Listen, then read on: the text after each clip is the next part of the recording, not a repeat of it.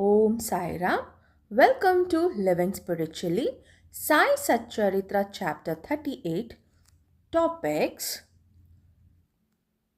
Baba's Handi, disrespect of a shrine, Kala or hodgepodge, Hemad Pant's cup of buttermilk. Preliminary.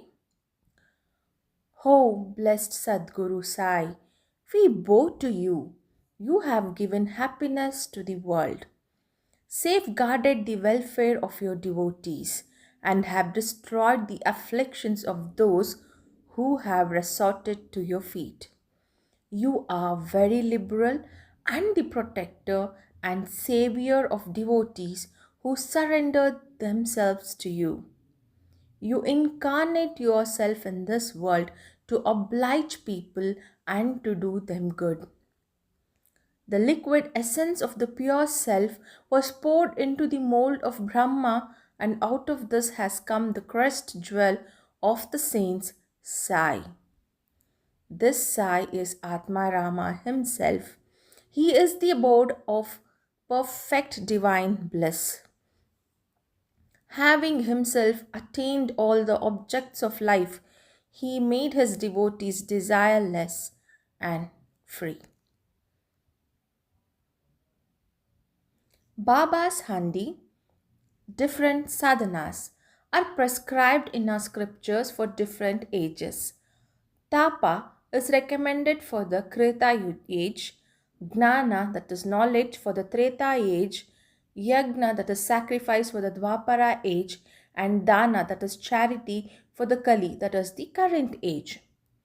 Of all the forms of charity, giving food is the best.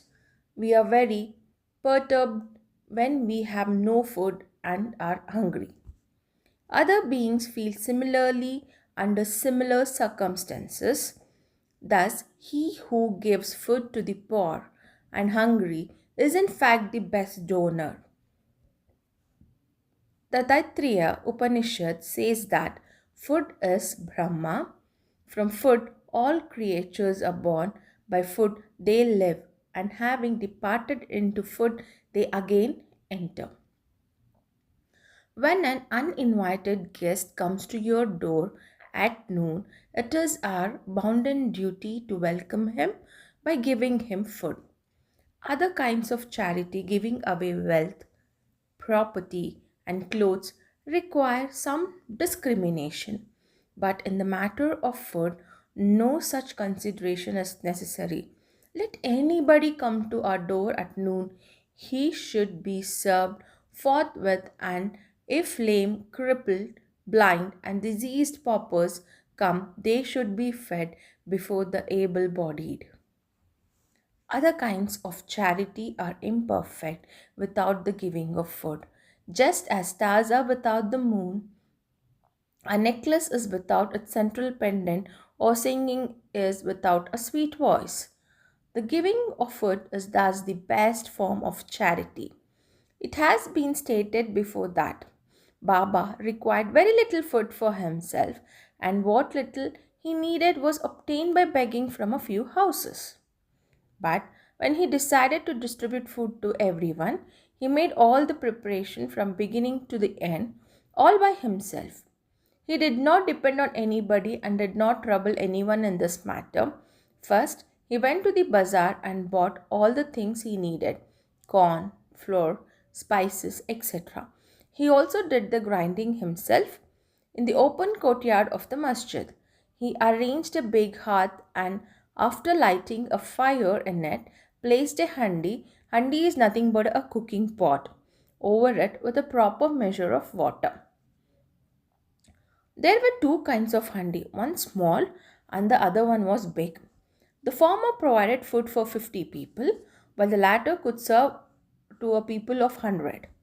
Sometimes he cooked meete chawal, that is sweet rice, and at other times pulao with meat. At times in the boiling varan, that is the soup, he added small balls of thick or flat breads of wheat flour. He pounded the spices on a stone slab and put the thin pulverized spices into the cooking pot. He took all the pains possible to make the dishes very palatable. He prepared ambil by boiling jawari flour in water, mixing it with buttermilk.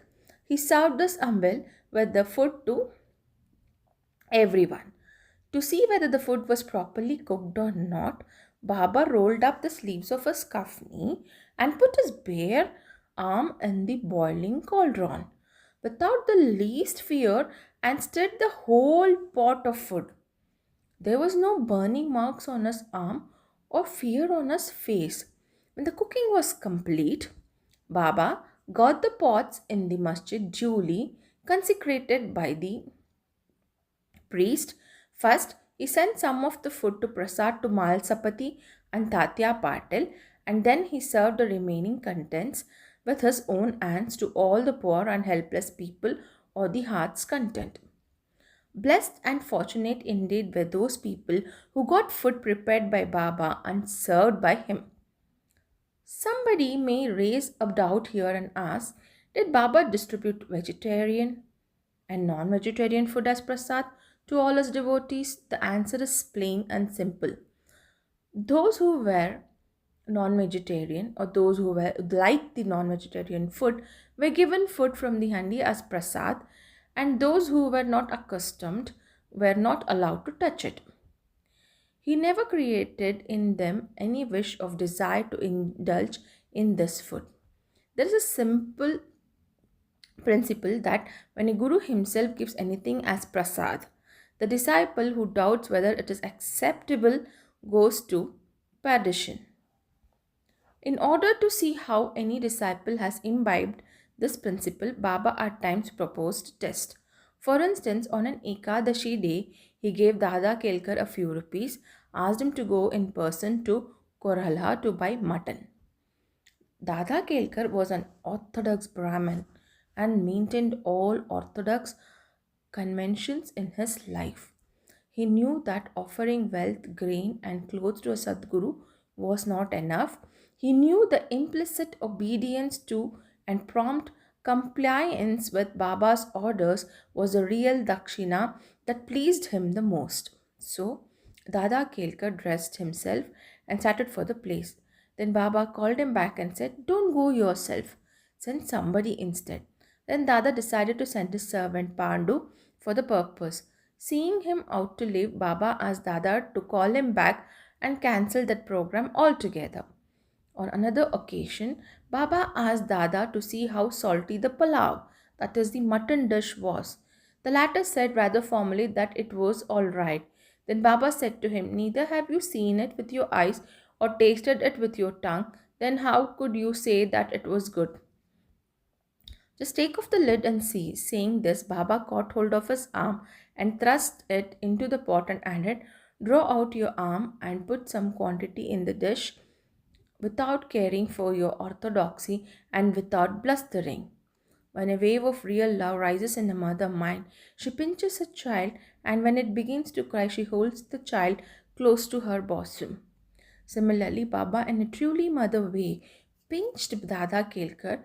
In reality, no saint or guru will ever force his orthodox disciple to eat forbidden food and defile himself thereby. The handi business went on till 1910 and was stopped thereafter. As stated before, Das Ganu spread the fame of Baba by his kirtanas in the Bombay residency, and people from other parts of the country began to flock to Shirdi. Shirdi soon became a place of pilgrimage. The devotees brought with them various dishes for Baba as Naivedya. The quantity of Naivedya offered by them was so much that the fakirs and the paupers could feed themselves to their heart's content, even leaving some extra food behind.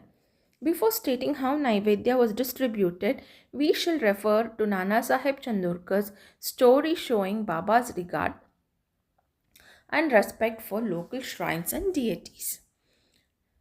Nana Sahib's disrespect of a shrine. By drawing inferences of or guessing, some people believed that Sai was Hindu. Well, some people believed that he was a Muslim. In fact, he belonged to no single caste or religion. No one knew exactly where he was born to what community he was born into or who his parents were. Then how could he be a Muslim or a Hindu? If he were a Muslim, how could he keep the dhuni, sacred fire, always burning in the masjid? How could there be a Tulsi Vrindavan near there, near Shirdi, or Vrindavan in Shirdi?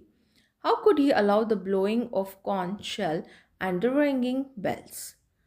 And how could he allow the playing of musical instrument and the different forms of Hindu worship in the masjid? Had he been a Muslim, would he have pierced ears and would have spent money from his pocket to repair Hindu temple? On the contrary, he never tolerated the slightest disrespect to Hindu shrines and deities. Once Nana Sahib Chandorkar came to Shirdi with the husband of a sister-in-law, Mr. Biniwale. When they went to the masjid and sat before Baba talking, the latter suddenly got angry with Nana Sahib and said, "You have been in my company so long, and then how could you behave like this?" Nana Sahib at first did not understand anything and humbly requested Baba to explain. Ba- Baba asked him how he had traveled to Kopargaon and then came to Shirdi from there. Nana Sahib at once realized his mistake. He usually worshipped the shrine of Datta on the banks of the Godavari at Kopargaon on his way to Shirdi, but this time he dissuaded his relative, who was a Datta devotee, from receiving darshan at that shrine to avoid delay and drove straight to Shirdi. He confessed all this to Baba and told him that while bathing in the Godavari, a big thorn had gone into his foot and had given him a lot of trouble. Baba said that this was the smallest punishment he could get and want him to be more careful in the future. Kala. After the aarti was over and after Baba sent everyone away with udi and blessings, he went inside and sat with his back to the wall among two rows of devotees, one on each side. The bhaktas who brought Naivedya waited with their dishes such as puris, mande, polis, basundi, and sanza for prasad consecrated by Baba. All the food was mixed in a hodgepodge and placed before Baba. He offered it to all to God and consecrated it. Then portion of the same were given to the persons waiting outside and the rest was served to the people inside. The devotees then dined to their heads' content.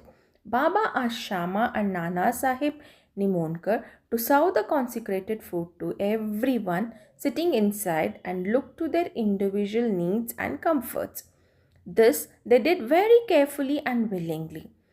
Every morsel of the food thus partaken gave the devotees nutrition and satisfaction. It was truly sweet, lovely, and divine food. A cup of buttermilk. Once Hemant Pant had eaten his full in this company when Baba offered him a cup of buttermilk. Its white appearance pleased him, but he was afraid that there was no space inside for it. Nevertheless, he took a sip, which proved very tasty. Baba saw his hesitation and said, "Drink it all. You won't get such an opportunity again." He drank it and found that Baba's words were prophetic, for he passed away soon. Dear readers, we certainly have to thank Hemant Pant, for he drank the cup of buttermilk and supplied us with a sufficient quantity of nectar in the form of Baba's Leelas. Let us drink cups and cups of this nectar and be satisfied and happy. Om Sai Ram. Om Satchidananda Sadguru Sainath Maharaj Ki Jai.